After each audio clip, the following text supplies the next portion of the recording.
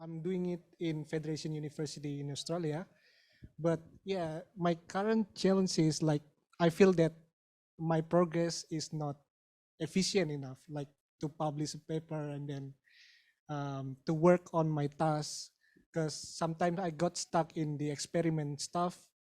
And my question is like, we are doing PhD now, and do you have any suggestion for the expectation? What kind of output as a PhD that it is relevant for a future work or future, future career as a researcher in terms of in industry or um, in academia? Yep.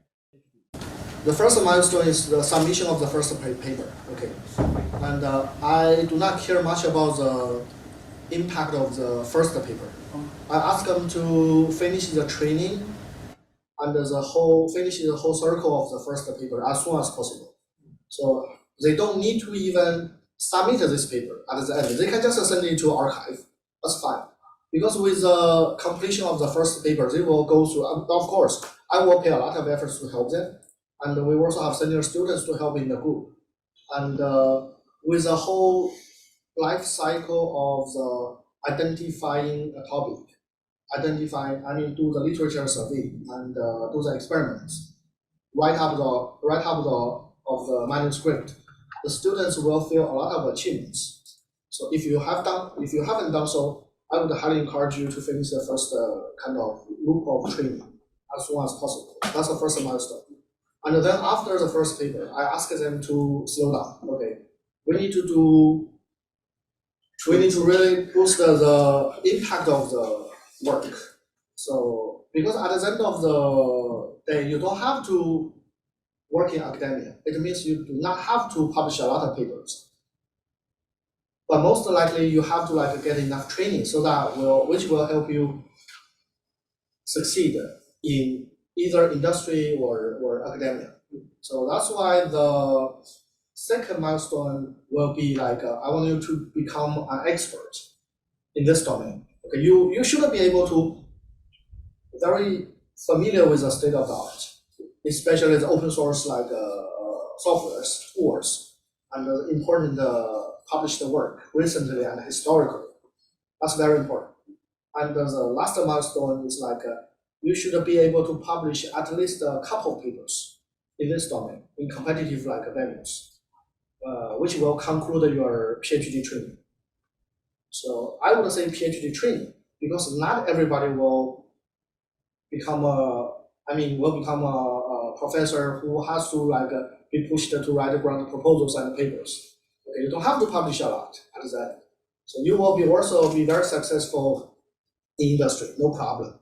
But finishing your thesis, that's the third milestone. I would consider with this a circle of training. So I hope my students will do well. So currently my students, I graduated 12-ish PhD students, and half of them joined academia and half of them go to industry. And till now, they seem happy. Okay. So hopefully this will somehow resolve your concerns a little bit. Yeah. Thanks so much.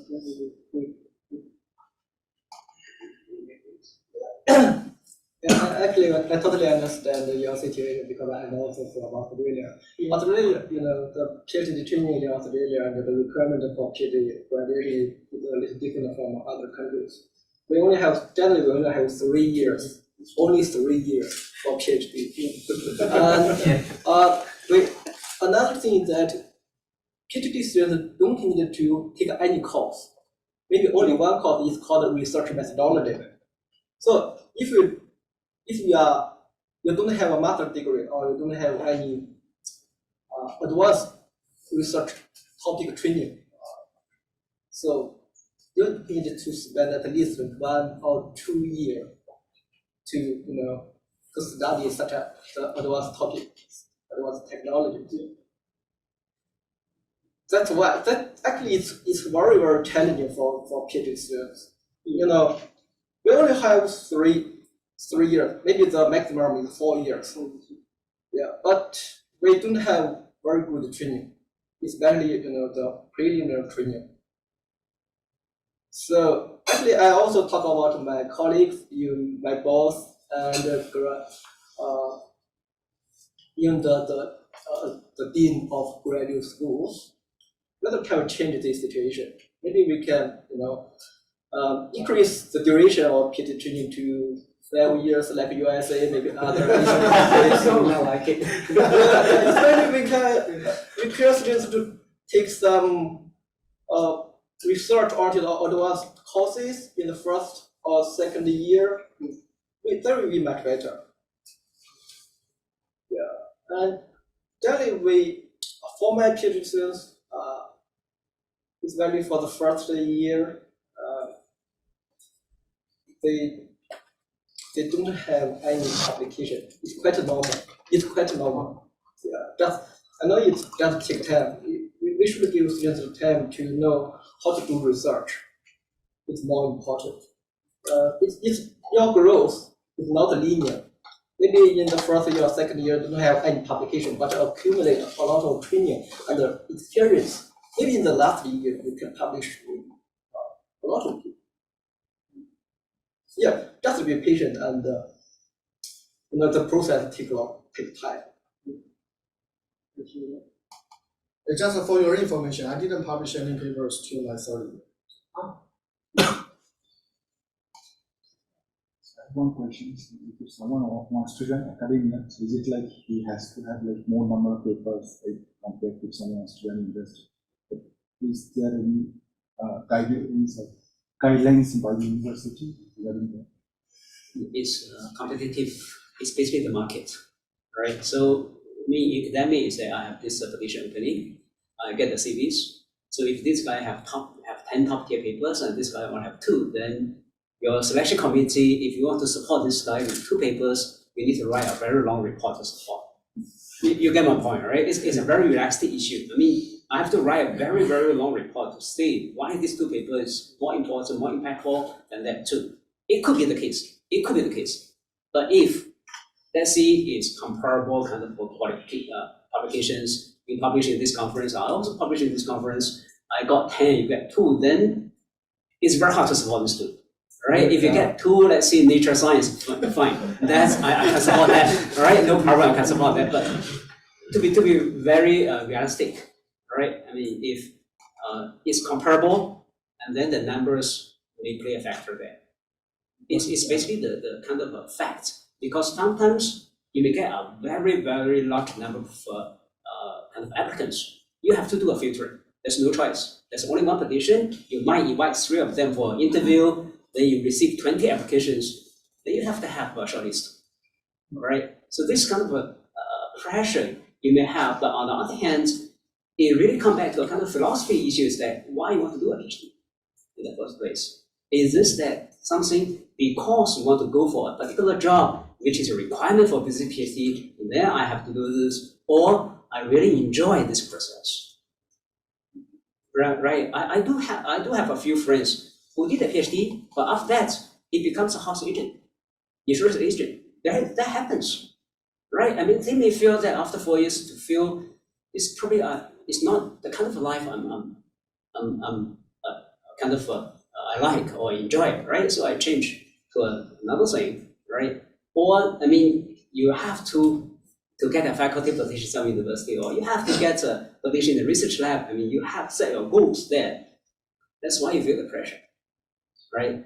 But anyway, after, I mean, at least for me, I have, I did my PhD about 20 years ago, right? So if you look at the past like 20 years, right, I would say the 4 years or 3 years during the PhD is the most enjoyable time in your life. Okay, most enjoyable time, right? You cannot imagine right now what kind of challenges, what kind of difficulties you're going to face after that. When you come to the working kind of environment, you have your bosses. Scares it. Eventually, you need to come to get the job, right? Eventually, you need to get the job. Yeah, I agree with Aishin. He was my PhD mentor, and well, I'm actually when I was a PhD under the supervisor of Aishin, it suffers a lot. I suffers a lot, and when I look back right now, it is maybe the most the best time for us to think, to have time to think about something. And one possible way to think is that you are encouraged to do some new topic that will become hot topic in near future. Not just the hot topic, but the new topic that will become the hot topic in the near future.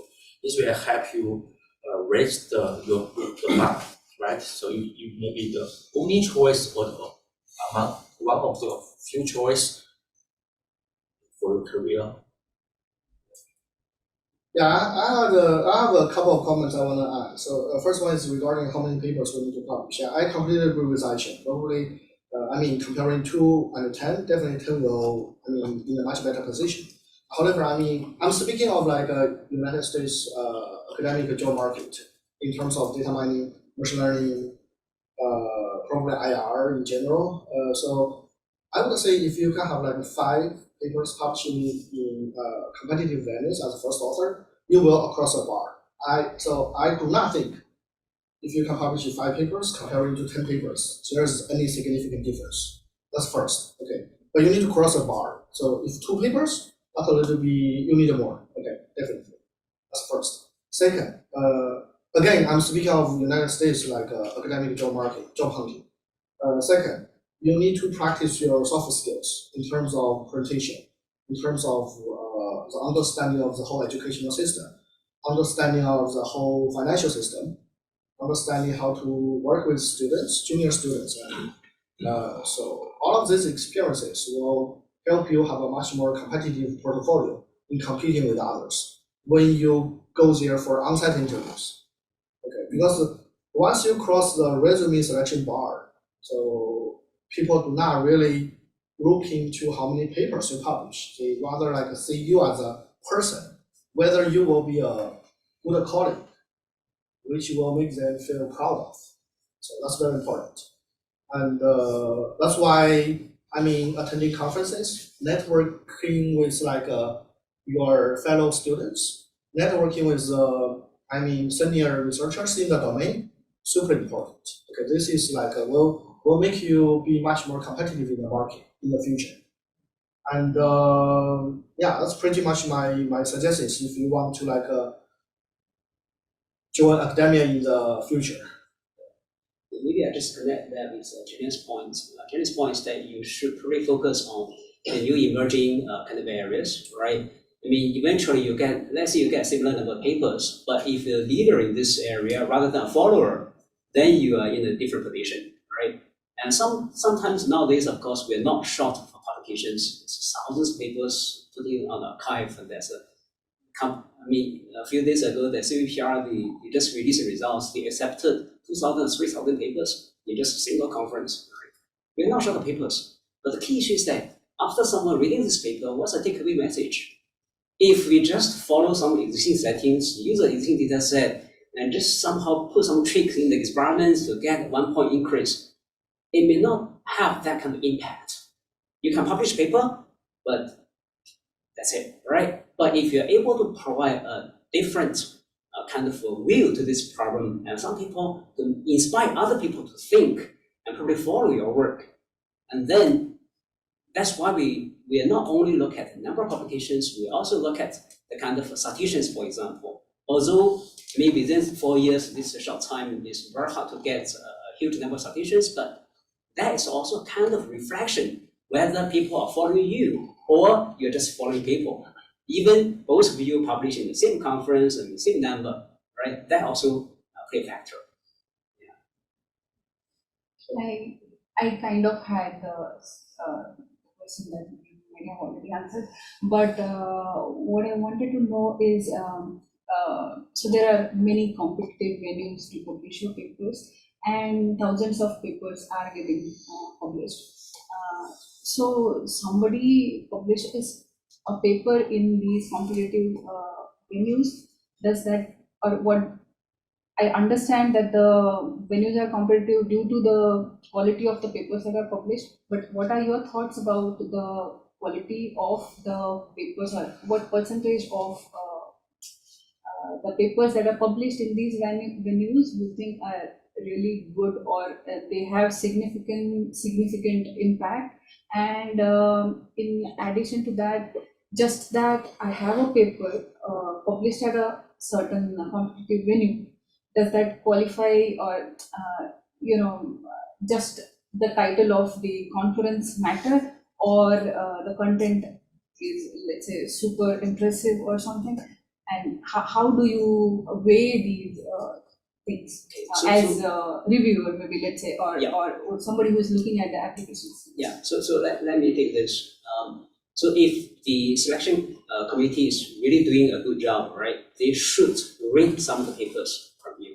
That's why I say is that what's the takeaway message? If they read the paper and they find that there's some interesting point, all right, and then it's probably give a very strong impression.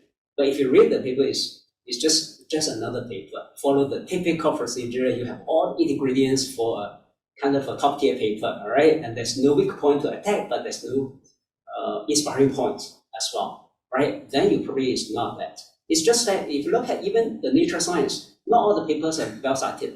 They publish that, but not all the papers are well cited, right? So because eventually when you submit a paper, there's only 3 reviews. So there's a lot of random factors, right? But once you publish, you have hundreds, thousands readers, right? And they are the ones to tell what's the impact. The reviewers is just finish review, that's it. I give a score, right? And eventually just happen that you meet 3 nice reviewers and they give you a high score and the people get in, right? Or could be the points that you meet with a very, very kind of a strict reviewer and has a lot of points, then you give a slightly lower score and just unlucky, right? It's just a fact. It's that nowadays it's just 3 reviewers. That's it, right? So there's a lot of randomness, but eventually it's the impact. See who read the papers, right? And they give you the feedback. So additionally, let's say a paper grabs good number of citations. Do you think that metric is actually judging the paper correctly? Okay. Or I'll give you an example. Yeah, I'll give you an example. Yeah. You understand my point, right? Google Scholar have a metrics, right? So the metrics, they list down the impact, the kind of highly cited venues, which particular conference, right? One particular thing is that you look at the WW conference. That's a very interesting one. So of course, WW will be very influential in the database and information systems ranked on top, right? If you click that to see the top 100 WW papers, right? Among the top 10, there's definitely one from poster. Poster 2-page. WW posted 2-page, exactly 2-page, right? Most of them is 8 or 10 pages, right? But there's posters are 2-page, so you can see from the page number. So among the top 10, there's definitely one poster. So what does it mean? Right, I got a full paper, 10 pages CR, got full paper, 10 pages WW, and you only get a poster. Yeah, I will consider that as full paper will be much more effort and more impactful. But if you look at that, they are ranking in the past 5 years in the top. Yeah, you can check the Google Scholar later. So I kind of also believe that highly cited paper is something other people tend to cite more. That's the point. That's the point I mentioned, that you read the paper, there's a takeaway message, you remember it. When you write a paper, I know that I got inspired by that, or I know there's evidence from that paper that I cite. If you read the paper, it's 10 pages and all the dry stuff, and it's a kind of like a paper factory, it's all the ingredient there. And that's it, you have no much impression after reading, and the second day you read it, you forget it. Then how can you attract citations? And maybe one day, don't be worried about this. One day, maybe a couple of years, you will reach the level you can tell which people deserve more after reading this paper. You will get a scale or bit later.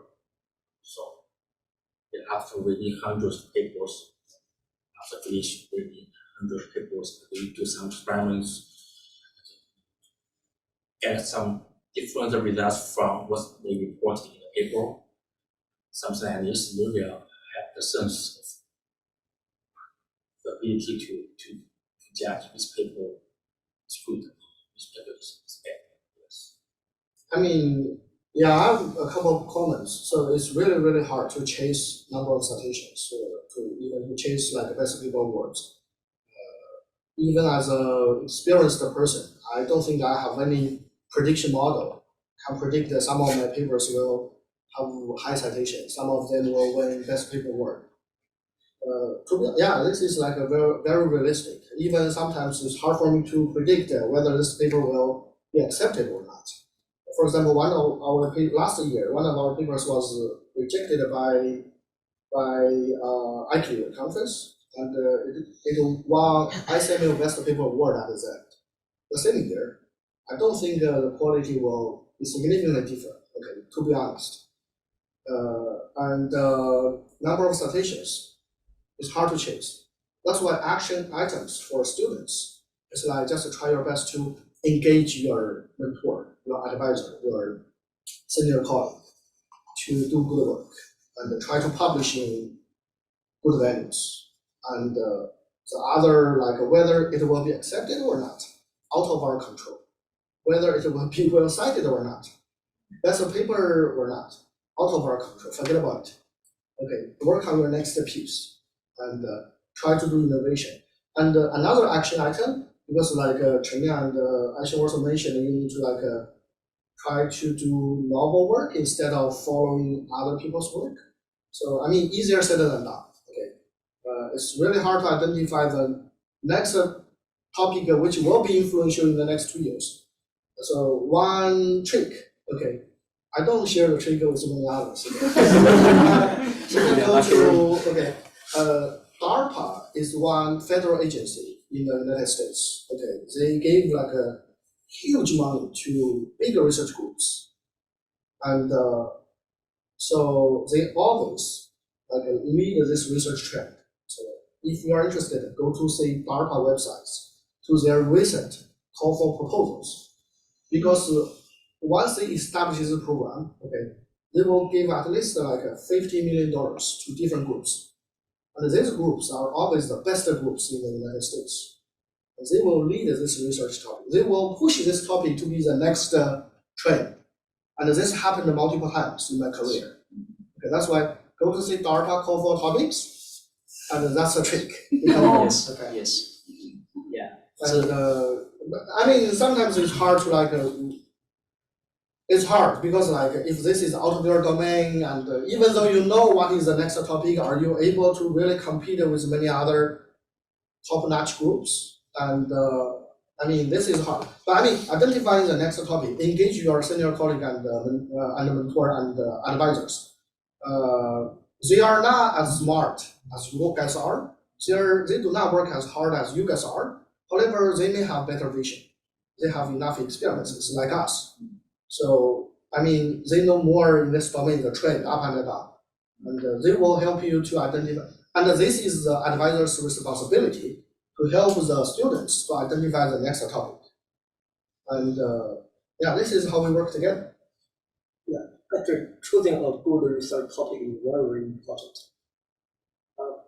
The importance or significance of the topic is not only reflected by the novelty of the impact, the citation number, but also whether such kind of research is significant to the society, to your country. Maybe some, I have published many recommendation system papers, but at this moment, I got to look back these papers. How many of them are significant to the country? Not so many.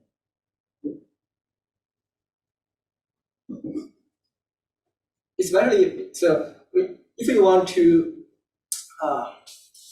It's also depending on your career. If you want to be a professor in the future, when you apply for the grant from your country,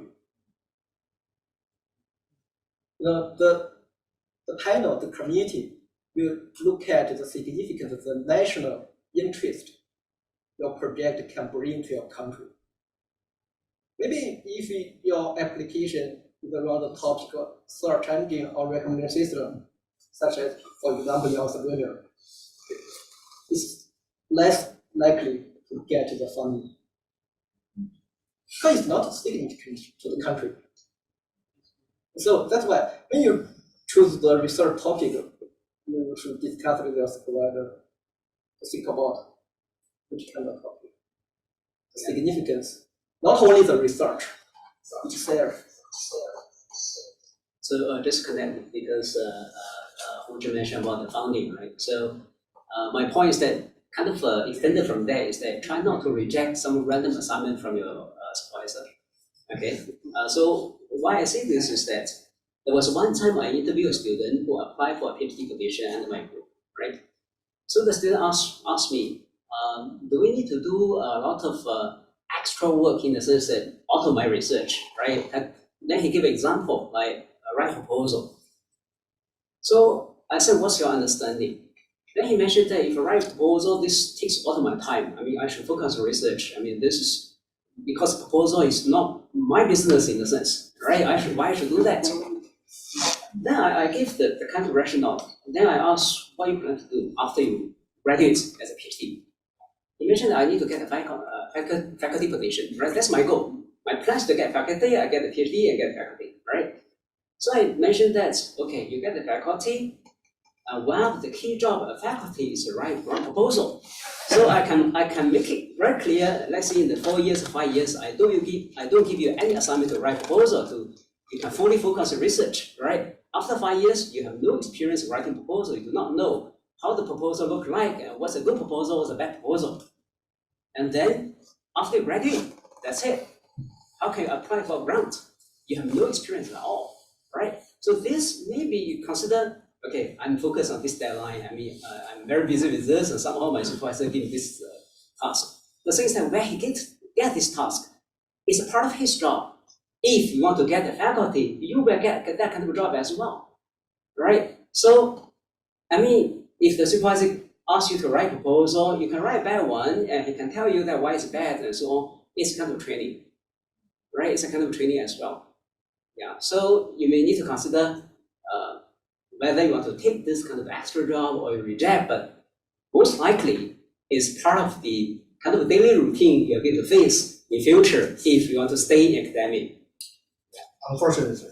I have Part of the life. Yes. Yeah, I have one more question. So now all of you are experienced professors.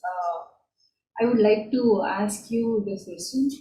So when you began your career as professors, what were the challenges that you faced then, and now you think maybe you have overcome them already? I can actually extend that. So why did you choose to become professor? Or what should we actually look into, or how should you decide whether you want to go for a faculty position? Yeah, you have the freedom to do something new. You have time to take your life. You have the control. You can control your life. Control which time slice you wasting. This is the freedom is very important. It's kind of a bit kind of a life you're getting, right? I've seen for me, most of my students actually go to industry. Very few stay in academic, right? So it's that in academic, in the sense that you are PI, you can pursue the kind of research you want, right? But if you go to the industry, then it's a business running. I mean, you need to fulfill the business KPIs, right? That's a different story. So the research topic, whether you like it or not, you have to serve the business objective, right? There's no argument on that. Yeah. But in academic, I mean, if I feel that this direction is interesting, I want to spend time on that, then I do that. But the kind of at the young faculty, once you graduate, become faculty, you may immediately feel that you need to time management, because you might have teaching, you need to manage research, you need to manage all the paperwork for your grounding, all those things, all right? And many of these come with deadline. For example, teaching class, you shouldn't be late, right? It's 8:30 in the morning, it's 8:30 in the morning, full stop, right? You cannot see the other students sitting there and the faculty doesn't come, right? So that's why I say the 4 or 5 years PhD time is the most enjoyable time. You're working on something you're really interested, you have freedom, and you have time, and you are basically almost have a full control of your life. Yeah, you will feel that later. Yeah, I was asked thousands of times about this question. So very simple. So different people have different opinions. That's why you go to take at least 3 internships during the course of your PhD, experience what's going on in industry, and then I believe by the time of you have your PhD degree, you will be familiar with academic life, right? More or less. I mean, because you are in academia for 5 years, 3 years, 5 years. And, more or less you are familiar with academic life, and then go to at least a couple of internships, experience what's going on in industry, and then you will have a much better sense which one you prefer, which one, I mean, 2 dimensions, which one you prefer, okay, and which one you are good at. So, and then you will be able to make a decision with suggestions from your senior colleagues, your mentors. But I mean, try not to be brainwashed by your advisor. So, I know some professors, they have very strong opinion. That's why they influence their students very well. I mean, in a good or bad way.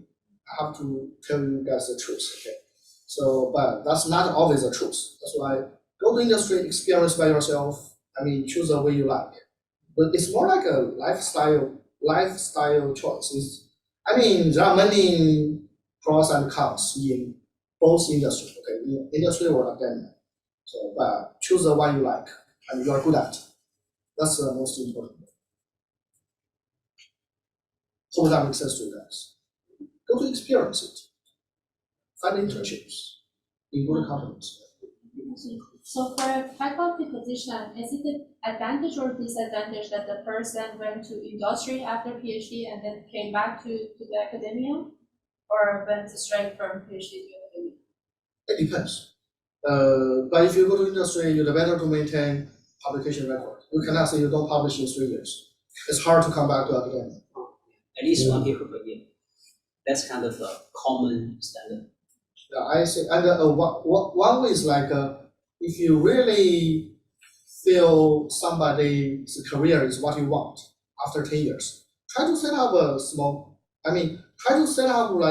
10-year plan. Okay, I know it's hard, but try to set up a 10-year plan to identify somebody during your internship. This guy is doing pretty well in companies, or identify your during your study, this professor is doing perfect. To see how their career path looks like. Okay, what do they have achieved? At the time of 30 year, 50 year, 10 year, they become a entry level like a researcher, senior researcher, director, or something, VP, or assistant professor published many papers. Associate professor got a lot of grants and so on. So try to see their career path. Set up some milestones and talk to them. Okay, go to talk to them to learn more about their lifestyle and to learn more about to get suggestions. So most of them are pretty easy to work with, I would say, especially successful people. I encourage my students during their internship to have at least 2 to 3 lunches with people they do not know. Just ping them and ask for 40 minutes lunch. And talk to get to know each other. That's not a big problem. Okay, we are late for lunch for about 20 minutes. Maybe one last question, and then we can just go for lunch. Yeah, it's up to you which one you want to follow, and we try to continue the discussion during the next time. One last question, or we are happy to go for lunch now? So one important question this has come up for me as well. How do you cope up with rejections? There is a very common problem among all of us. Cope up with rejection of papers.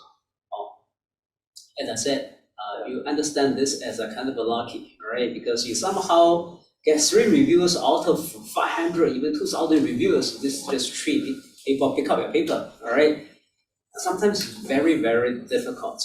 Yeah, so CIGAR 2008 was here, okay? And the best student paper award went to a team, right? And went to that particular paper. That paper was rejected by the WW before that. Yeah, that's not surprising. Happened a lot. Yeah, it happened. It's just that somehow there's 2 different group people to review, right? That's why you see, sometimes they give very good points, make you think, but sometimes their points could be very tricky, right? As I mentioned, during the review time is just 63 reviews, but after you get published, it's hundreds of thousands of readers, right? You are basically the paper is facing a much larger readership. One famous example was the PageRank was Rejected. by Rejected. Yeah. CIGAR before. Yes. You want a PageRank or you want a CIGAR paper? Yeah, some highly influential paper were published in not a top ranking conference.